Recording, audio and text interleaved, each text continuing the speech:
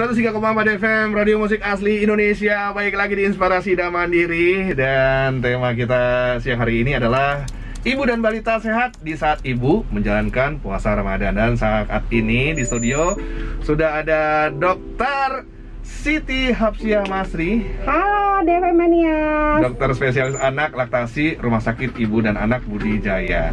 Dok, langsung aja nih dok, bulan Ramadan tahun ini sama pastinya seperti tahun lalu ya dok ya, menjalankan ibadah puasa di tengah pandemi. Terus apa sih yang perlu diperhatikan bagi keluarga Indonesia?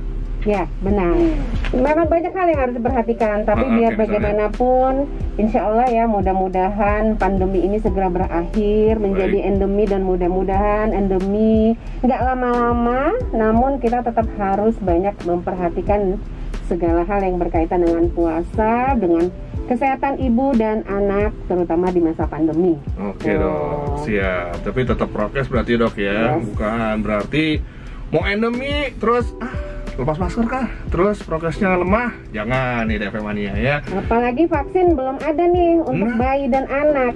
Belum ada, dok? Kan mulai 6 tahun ke atas. Oh, tuh DV Mania. Jadi nggak usah keluar-keluar kalau nggak penting ya. Ini terutama buat ibu ya dok ya. Ibu ini kalau bisa sebisa mungkin yang punya anak balita harus menjaga kesehatannya ya. Bukan apa-apa nih kan. Kalau misalnya ibunya kenapa-napa kan kasihan anaknya. Terus dok, bagaimana sih para ibu dan anak nih? Terus sejak kapan sebenarnya di usia anak ini baru bisa puasa dok? Ya, jadi ya sahabat Budi Jaya dan DV Mania nih yang punya anak nih pasti bingung nih, udah mulai masuk bulan puasa, kapan ya bagusnya ya anak kita mulai puasa. Jadi puasa itu diwajibkan untuk yang sudah balik dan pubertas. Tapi kita sebagai orang tua boleh mengenalkan sedini mungkin nih. Sama seperti sholat ya. Sholat usia 7 tahun sudah harus benar-benar tegas. Ayo nak kita sholat. Kalau 7 tahun sudah mulai tegas. Ayo nak kita puasa. Tapi kalau mau memperkenalkan sedini mungkin boleh-boleh saja. Cuman ya mungkin di usia 4 tahun ya. Tapi nggak maksain, latihan dulu, latihan makan saat sahur bareng-bareng. Habis itu beberapa jam nggak makan, dan lihat kondisi anaknya ya, sahabat Mania ya, DV Mania ya, sahabat ibu, sahabat Budi Jaya. Kalau anaknya lemes dan nggak aktivitasnya juga nggak melempem gitu ya, nggak boleh dong buka, nggak dipaksain. Jadi mulai beberapa jam nggak puasa, nggak makan, nanti sampai setengah hari, dan minggu depannya mungkin bisa sampai 1 hari. Jadi mulai 4 tahun boleh dikenalin pelan-pelan. 4 tahun ya, mungkin cuman sampai jam 12 aja nih DV Mania gitu. Terus nanti beranjak kembali tahun depan 5 tahun bisa sampai jam 3 sore gitu. Minggu depannya boleh sampai setengah hari, nanti minggu depannya lagi sampai sore, minggu depannya lagi sampai berbuka. Cuman ya mesti lihat juga kondisi anaknya. Tetap dipantau loh DV Mania kondisi anaknya. Ya didukung, disemangatin ya. Jadi pada sahur bareng-bareng siapin menu makanan bervariasi yang bergizi tinggi. Nah itu apa aja tuh dok? Apa yang kudu dipersiapin dok? Makanan bergizi tinggi itu apa aja? Jadi untuk mendukung tumbuh kembangnya ya, seperti karbohidrat, nasi, kentang, jagung, ubi, fusili, makaroni, roti-rotian, tepung-tepungan. Atau protein nih, protein hewani, ikan, cumi, udang, kepiting, otak sapi tuh keren banget tuh untuk pertumbuhan anak ya. Protein nabati, tahu, tempe, tofu, kacang-kacangan, boleh ya. DV Mania, sahabat Budi Jaya, diberikan sebanyak-banyaknya pada anaknya, tentu dengan menu porsi seimbang. Dan juga jangan lupa memberikan lemak pada ananda kesayangan kita. Lemak dok? Iya dong. Kayak apa tuh dok? Dari mana? Sumber dari santan-santanan, dari minyak ya. Dari tetelan boleh dok? Dibuat bakso, sop gitu boleh ya? Makanan homemade ya, bunda boleh, sahabat Budi Jaya dan pendengar DV Mania boleh buat dalam menu homemade. Jadi sesegar mungkin, sealamiah mungkin. Dok, kalau misalnya ibu lagi menyusui gitu, boleh nggak sih puasa dok? Boleh banget, tapi Tetap listen to your baby, listen to your body. Jangan maksain ya, sahabat Budijaya dan pendengar di FM Mania ya. Apalagi kalau bayinya masih eksklusif 6 bulan. Oh, kalau menyusui harus dilihat-lihat juga dengan kondisinya, Dok ya? Iya. Oke. Karena kan pertumbuhan otak anak itu kan di 2 tahun pertama kehidupan. Nggak bisa tumbuh dan kembangnya itu digantikan setelah usia 2 tahun.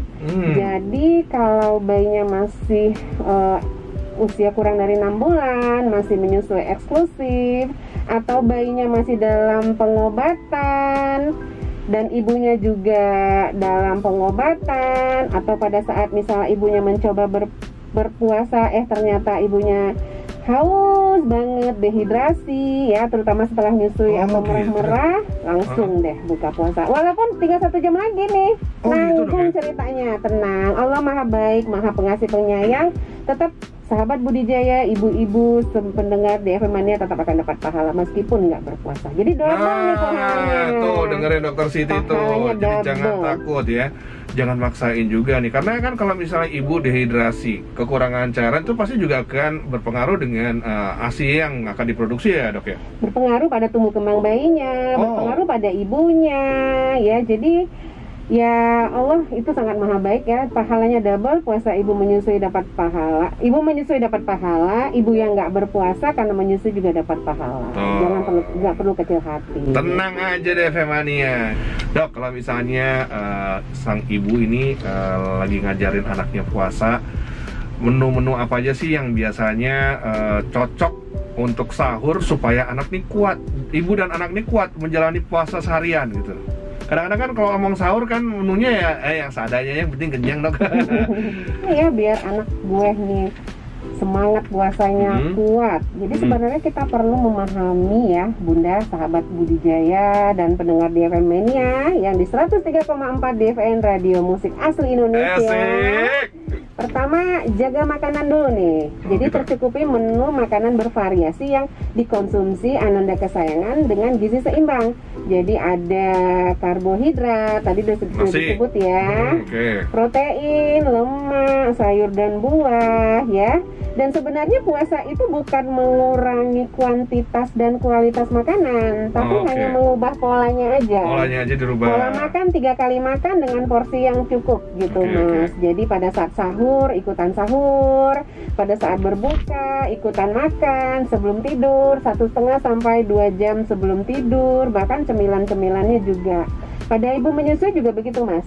Gitu jadi ya? Dirubah pola makanannya. Jadi makan itu di akhir waktu sahur. Jadi jangan kecepatan juga nih, jam 1 udah sahur gitu. Oh, pinter-pinter mengatur waktu. Jangan terlalu awal untuk sahur ya. Dan cairan terutama. Kalau kita minimal 2 liter, kita orang biasa, apalagi ibu hamil, ibu menyusui, minimal 3 liter sehari. 3 liter sehari. Berarti kalau nggak mesti 3 liter itu dong kan.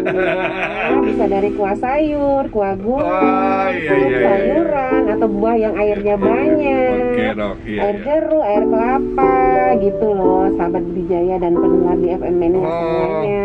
Jadi kalau misalnya sahur, anak boleh dong minum yang manis-manis dong ya, Dok? Ya, tapi usahakan minuman yang manis-manis alami ya, seperti air kelapa manis, air jeruk yang manis.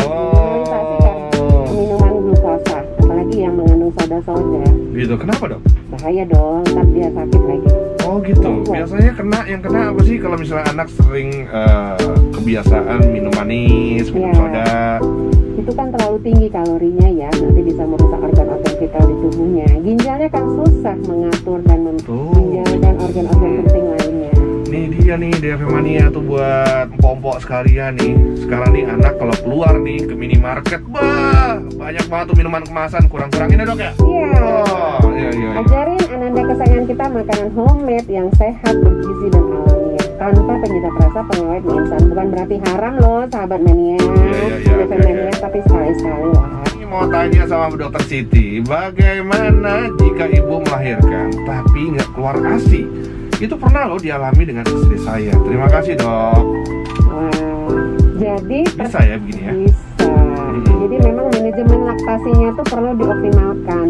Jadi persiapannya dimulai dari hamil, banyak baca, lalu pilihlah rumah sakit yang memang pro dengan menyusui ya.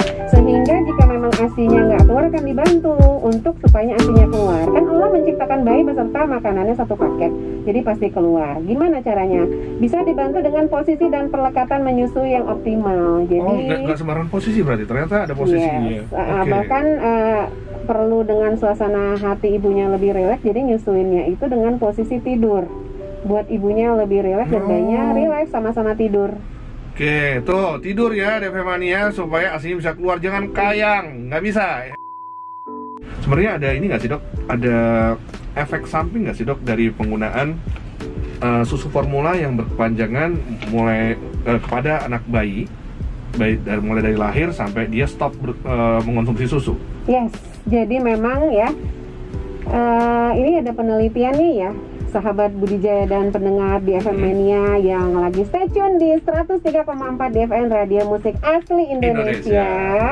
Ya, jadi banyak banget bahaya susu formula untuk bayi dan ibu. Jadi memang susu formula itu diberikan atas indikasi medis di bawah pengawasan ketat dokter. Apa saja bahayanya? Ada asma, alergi, infeksi telinga tengah, hipertensi dan penyakit jantung, infeksi saluran pernafasan, IQ dan daya kecerdasan yang lebih rendah, obesitas, anemia kekurangan zat besi, sindrom kematian bayi mendadak, diabetes atau sakit gula, ada masalah gangguan pencernaan, ada kanker, ada henti nafas saat tidur dan gangguan gigi geligi ya. Pada ibunya juga nih. Oh gitu dok.